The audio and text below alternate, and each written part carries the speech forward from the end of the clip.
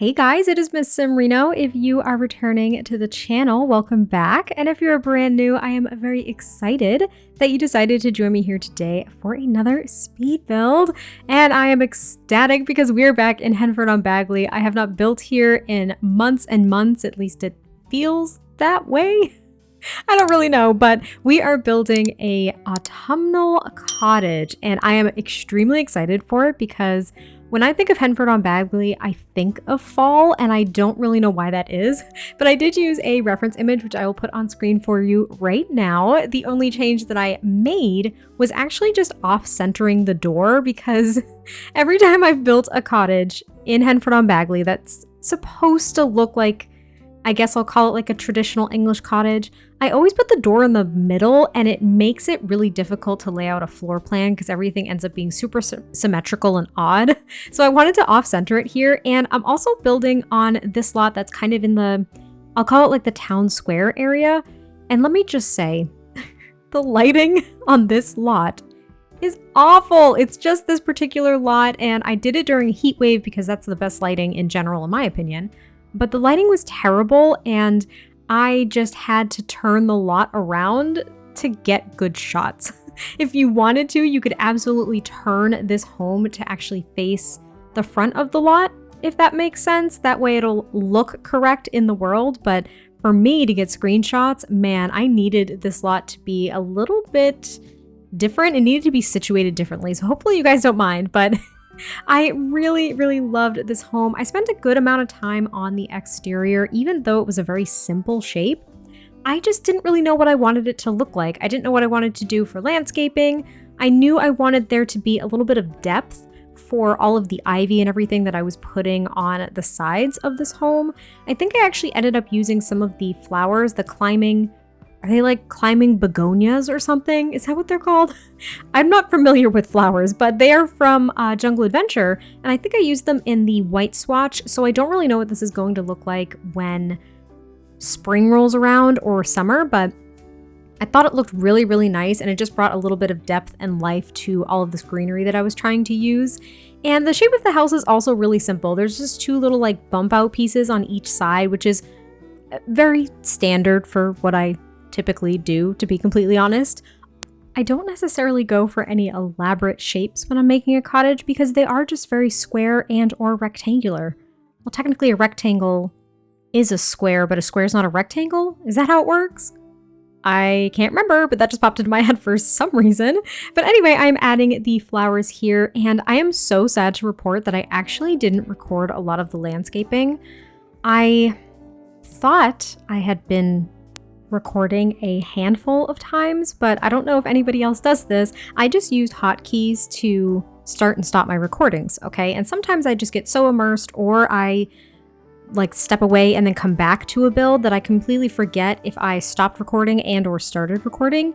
So essentially when I was doing all of the landscaping, I thought I had been recording and I wasn't. So this is pretty much all you're going to see of said landscaping and trying to sort out just some of the other details around the house. But I do really like the yard. It's just very open. I made like a very subtle kind of stepping stone pathway to the front door. There is this debug fence around the whole property. The landscaping just has a few like shrubs and bushes and flowers. I also used a lot of the little grass pieces from the debug menu from Cottage Living. And there's a very, very tiny garden. Now you could of course add more outdoor activities to this home if you wanted to, but I made it a little tiny garden with 2 patches. Literally just 2, I think. So your Sims can maybe grow like a couple of pumpkins or other large crops. And then I also added Patchy because I wanted there to be a scarecrow in the really teeny tiny garden because it brought me joy. Also, I found these little fake gardening pot things from the debug menu from high school years. I was thrilled.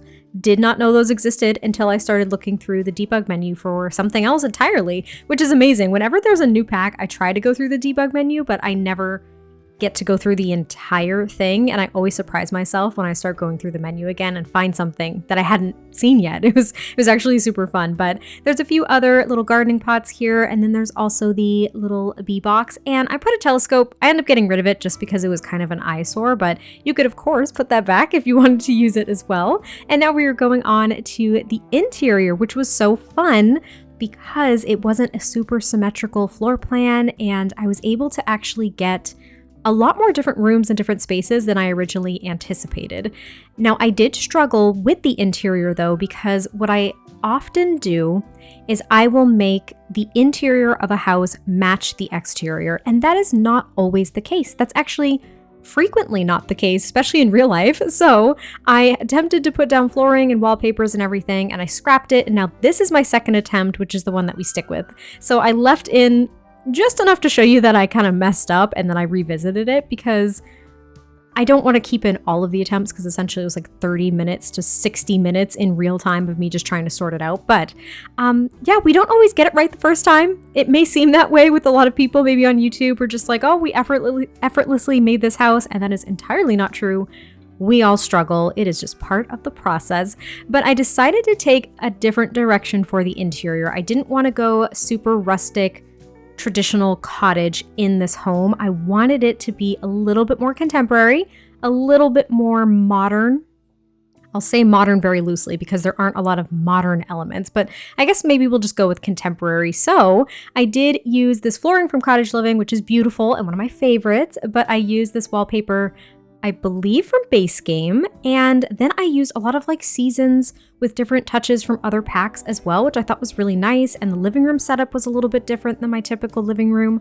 I actually lowered that bookcase from Seasons into essentially the basement, or what would be the basement if one existed. I did not build one for this house, but I lowered it to kind of make it a console table, because that bookcase is always so freaking large, and I would really like a version like it as a console table. So hopefully you guys like that. I thought it was really cool, and I thought it looked really nice, which really excited me.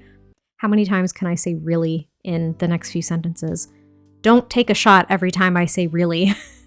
It would not end well. Anyway, oh my God, I just did it.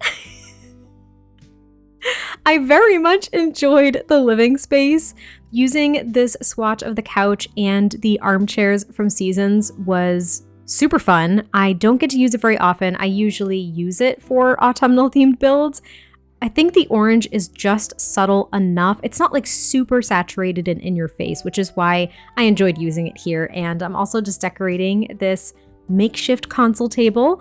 And here are some of the more contemporary modern elements I was talking about, such as that plant from I want to say it was the industrial loft kit, I think that's what it was. I do end up changing out the rug as well. I think I put that one in the kitchen, and I changed it over to this kind of sage green one from Dream Home Decorator, because I wanted to add a little bit more of a natural tone to the room as well. It had a lot of brighter colors, very saturated, unnatural colors. So I wanted to add some more natural colors to the room as well. And now this is going to be the kitchen. And this tile from Parenthood worked so nicely because it had some oranges, some browns, and then the purple was just muted enough that I felt it worked for this space. I'm kind of excited to hear what you guys think, because I actually used it along with these countertops and cabinets. I know it might seem repetitive, but I used them in an upcoming apartment renovation that I have as well. It's an apartment that's, of course, renovated to celebrate fall. And I used a lot of similar elements, not identical, but I thought it worked really nicely. I thought it was perfect. And the paneling, even though I think is it white? Yeah, I think it's white. Yeah, you can see it there as I move this counter. It's white, which is totally fine because it kind of matches the paneling that I use for the wallpaper in the rest of the house. But it's nice because it's completely covered up with all of these cabinets. I just really liked the kitchen. I don't know why. It felt really cozy and yet still very colorful and warm. And maybe it was the tile, the counter, and the stone flooring that I chose. It just seemed to go together. It was kind of mixing the contemporary elements of this home with the more traditional elements with the stone flooring, because it's a flagstone flooring that you might find in a traditional cottage. And I just really liked it. I don't know what I'm on about today, because to be totally honest, I haven't done a voiceover now again in about a week.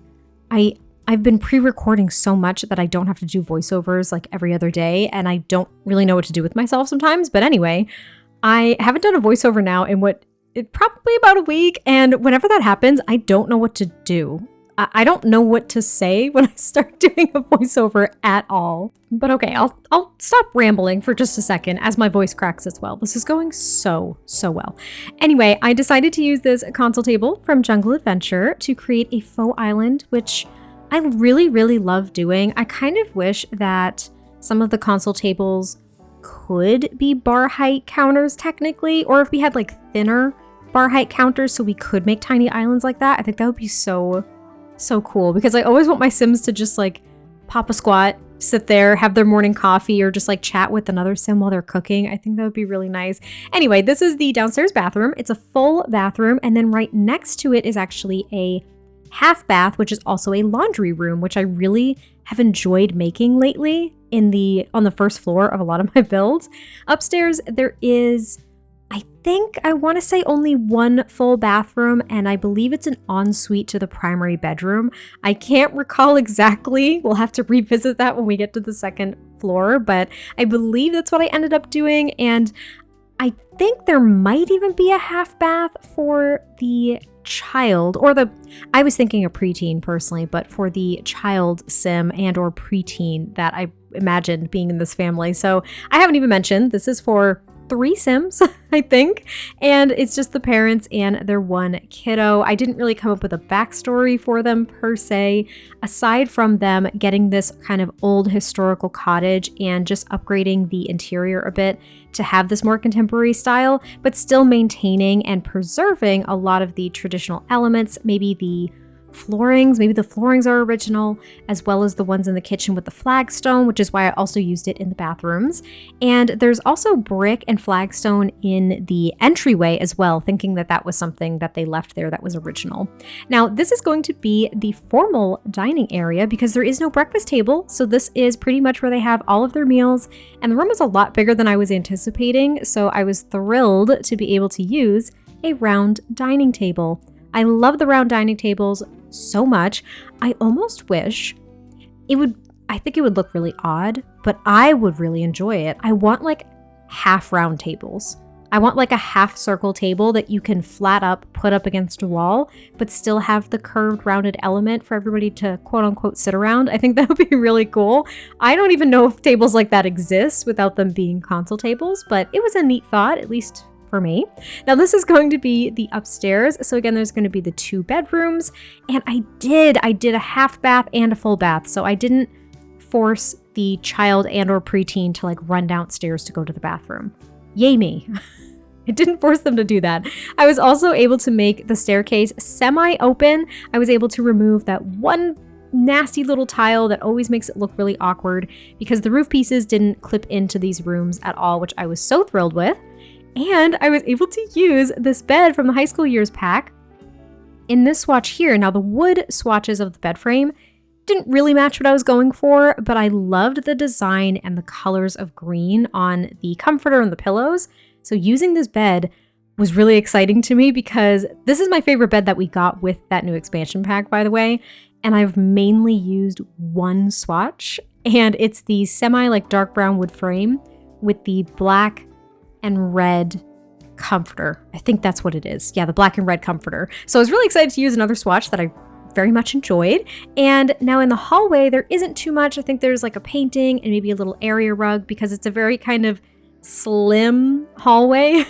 There isn't really a lot of room to put anything else, which I think is fairly realistic as well. And again, this is going to be a half bathroom, so at least there's another toilet for your Sims to use, but there are going to be at least 2 showers or even shower tub combos, I think. Therefore, having 3 Sims in this house, they're not always going to be fighting for the bathroom. Now, I did skip over the ensuite bathroom and just went right to the kid/preteen's room, trying to use some of the high school years beds, but really just not liking what I was finding.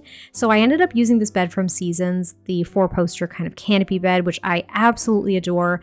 And I used the swatch with the kind of sage green drapes and then the bright yellow comforter, which was a little bit harsh on my eyes, but I still really liked it. I also used the Seasons dresser and this rug from not the vampire, no, the werewolf game pack. I love this rug. And then I was able to actually use this light canopy thing from the high school years pack as well to add a little bit more of a cute teen element to the room, I suppose. Now, there are a few night lights, I believe, just because I wanted this to be flexible for you to have a child sim in here or a teen. That way you can add or remove smaller elements as you see fit. But the room is a little bit small and kind of long, so fitting everything I wanted was a challenge. Now, I did playtest this and my sim wasn't able to access the wardrobe, which for me was perfectly fine. What was more important for me was my sim being able to use this desk.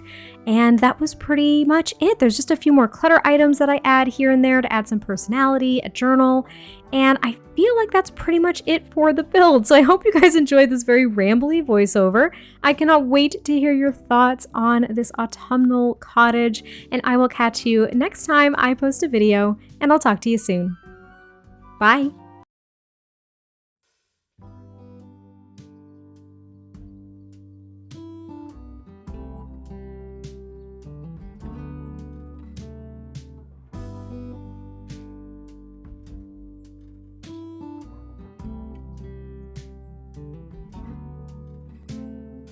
Open air, side by side we sway there in all the colors.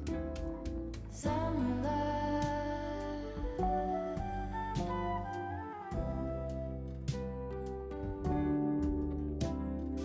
lonesome love, full